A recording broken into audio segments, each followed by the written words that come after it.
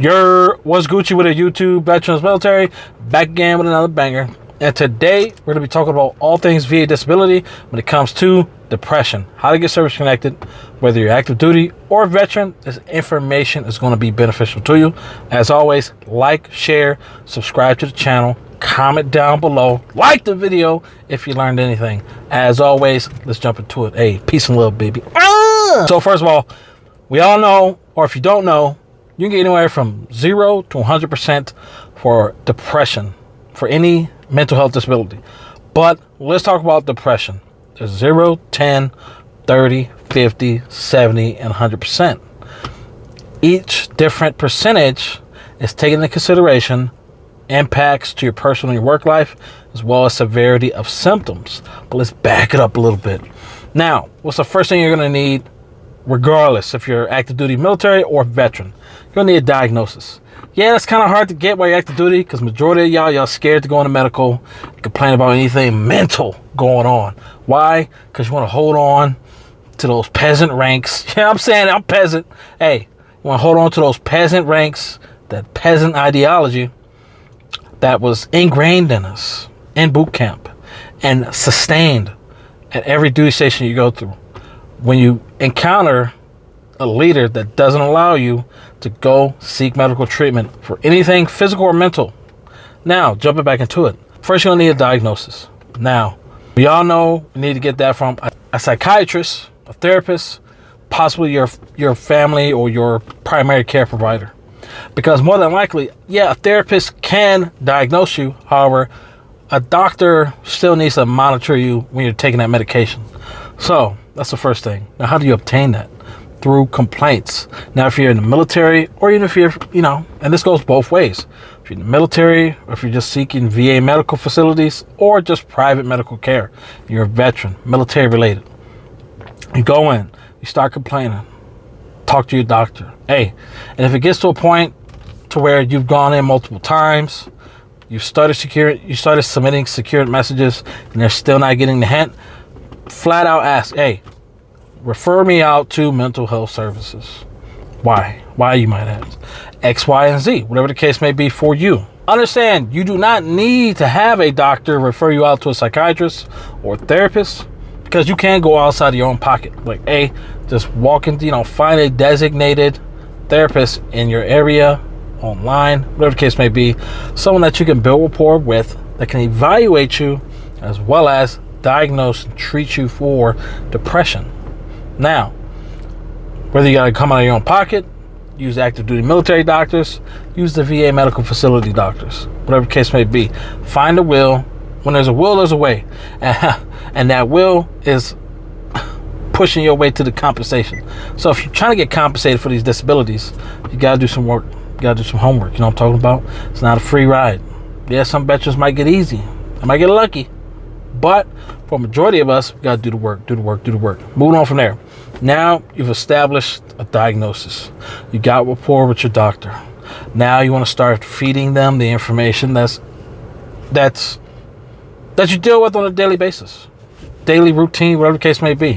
When it comes to personal life, if you got a spouse, kids, or family, how's your mental health depression? How's depression affecting you at home? As well as when it comes to work. Does depression cause you to decrease work efficiency? Does it cause you to get fired from work? Do you not even obtain work due to your depression? Cool. Report that to your doctor, that therapist. Make sure that they're writing it down, because their notes are going to be your medical evidence. Get the, give or take, baby. It's chess, not checkers. Going on from there. As you're seeking treatment from your therapist, I would say, hey, get your spouse, friends, coworkers. Start building buddy statements. Statements from individuals that can identify, yeah, hey, Debo X, he'll come in and work, fucking, woe is me all day. Same at home. Kids don't want to talk to me. Spouse don't want to talk to me. Friends don't want to fucking hit me up. You know what I'm talking about? Hey, get it reported. Get it written down, as well as you need to be building your own personal statement as well. Your personal statement should put everything together. It should lay the foundation from your diagnosis, your medical evidence from your psychiatrist. Then it's going to be your buddy statements from friends, family, and coworkers. Hey, if you've gotten fired from jobs, attach that to that claim as well. If you've gotten divorced due to your depression, attach your divorce decree and all that information. If you went through any, marital counseling prior to your divorce, that's medical evidence. If there's any videos, pictures, you blown out the wall, whatever the case may be, that's evidence. You can utilize pictures and photos, videos as medical evidence. If it helps your claim for depression, why not utilize it? And shift gears, go back. So active duty folks, it might be a little challenging because majority of y'all scared. I know, I get it. You want to maintain your E5, E9 status, whatever the case may be. But at the end of the day, all officers in the military, they're getting out with 100%, 85%, 75% high tier 3 retirement if they don't get medically retired. On top of that, they're getting 100% VA disability out the gate. There has not been one officer that I have not known. Am I saying that right? There hasn't been one officer that I know that did not get out of the military with 100% permanent total. Why? Because they did all their research prior to actually retiring. So when they retire, they can 100%, I'm done, baby, I'm done. You know what I'm talking about? I'm taking y'all some of the same information. That same information that was that was cock blocked from us when we were separating from the military. Even when we got to the veteranhood, we didn't. It took years. It took maybe 2 to 3 years for me to fully understand the VA disability claim system, how it works, what medical evidence is needed, the importance of a personal statement, diagnosis, all that stuff.